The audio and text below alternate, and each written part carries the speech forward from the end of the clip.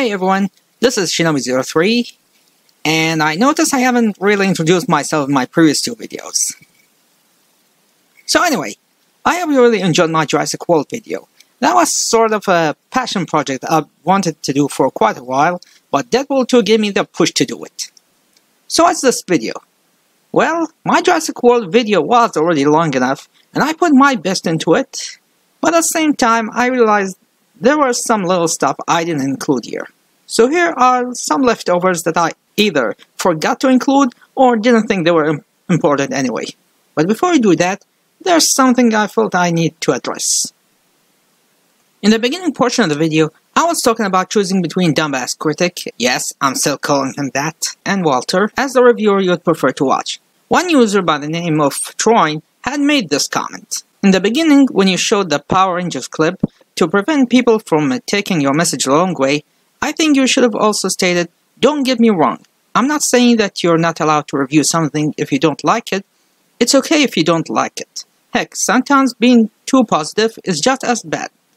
What I'm saying, however, is that if you're gonna give a negative review, especially if it's for an unpopular opinion, please make sure to be respectful of others, understand why exactly people like it, and proofread your criticism to make sure they're valid.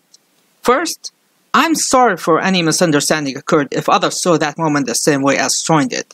Let me explain. Okay, let me explain this. What I was going with there was actually choosing between a reviewer who puts his effort in shouting this is stupid, and between someone who explains to you in details why something is good or not. There's no rule that says you need to be a fan to have your opinion, but at the same time, that's not an excuse to call things dumb or not do any research just because it's not your thing. I do agree that sometimes being too positive can be as bad as being too negative. But if you can explain to me in detail why you think something is either good or bad, unironically, that way I may take your word for it. Once again, if I give the wrong idea of what I was going with, then I'm sorry for not being clear enough. With that out of the way, here are the missed opportunities of my Jurassic World response video.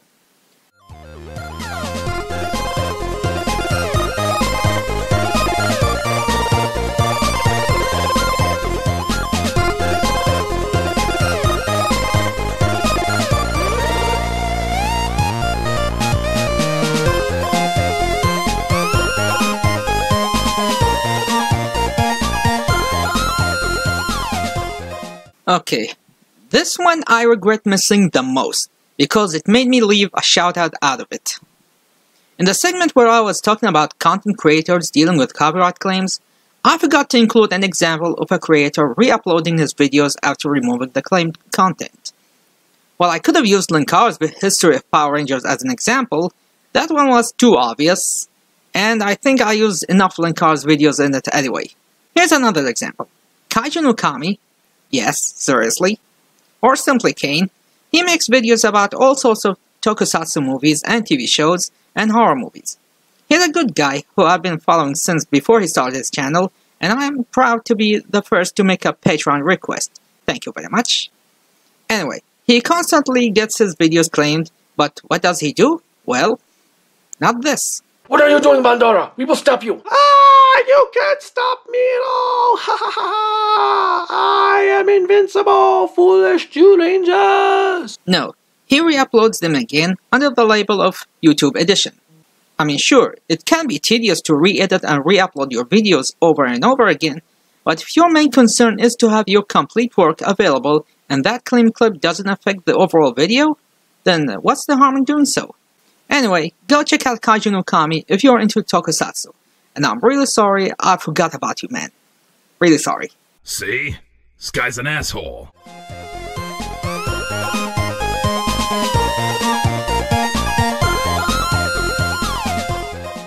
Moving on to useless trivia. In this segment, I was talking about Irex's intelligence, and I forgot to include this moment from the movie. Her clawing out her tracking device. I mean, isn't that a strong sign on how smart she is? To remove something from under her skin that she realized was used against her? So that does raise a good question. Couldn't they implant the tracking device in an area that's a bit harder to reach? Just wondering.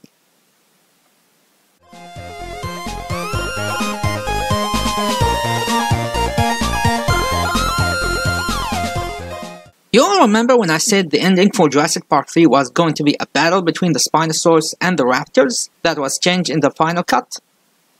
Well, what I failed to mention is why it was changed. You see, they thought having a group of Raptors defeating and killing the Spinosaurs would make no sense, because in the first Jurassic Park movie, the T-Rex defeated the Raptors, and in this one, the Spinosaurus defeated the T-Rex, and thought it would be a cop-out ending. However, there's a problem with this. First, in the first movie, it was the T-Rex against one Raptor.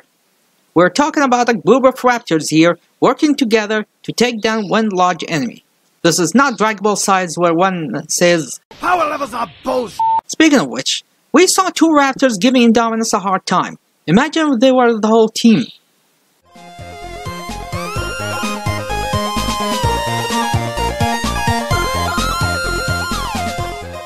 So you all know that there was supposed to be two I-Rexes, right? So I thought there were two of them.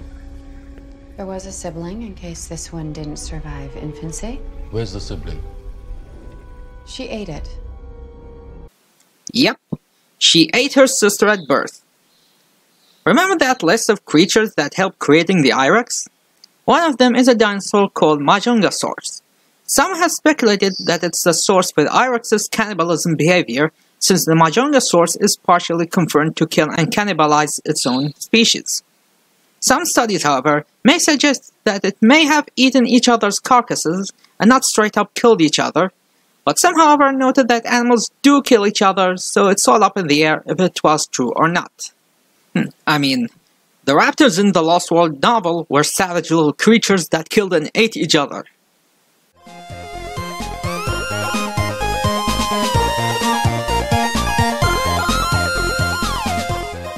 Now, this one was a last-minute addition, and it's why it's limited to text only. I wanted to add a little montage of random deaths to show how PG-13 the franchise has been since the first movie, and the complaint he made wasn't valid. And because I didn't have speaking lines, I had to cut a joke that goes like this. If you want an R-rated dinosaur action, then go watch Roger Corman's Carnosaur movies. At least they have the gore you're asking for. Or better yet, read the novel. It got babies getting their faces eaten alive.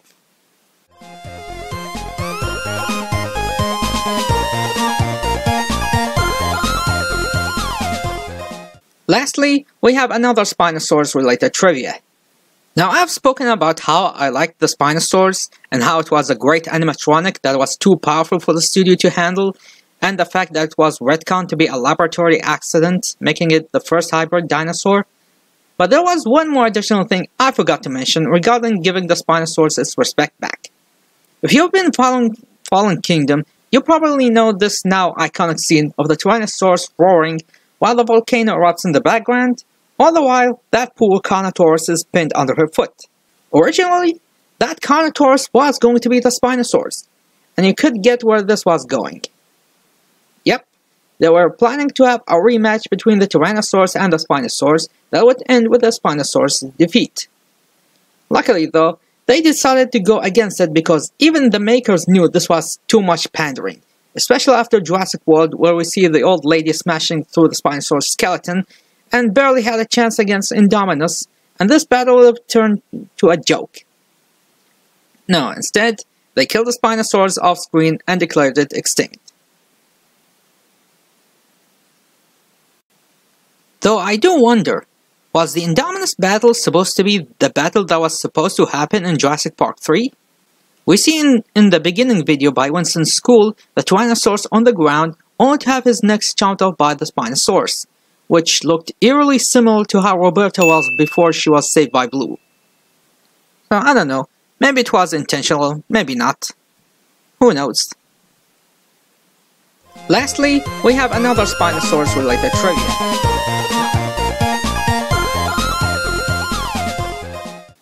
And that's really it. Like I said, pointless stuff that weren't really that important, except for the first point. But anyway, thank you for watching. Will I make more? I don't know. I don't think I can top Jurassic World, and I don't feel like going back and make response to Doug's other Obviously, he took that into consideration when he hired this guy. Dennis Nedry, played by Wayne Knight, before his heart decided he wanted to live. soon.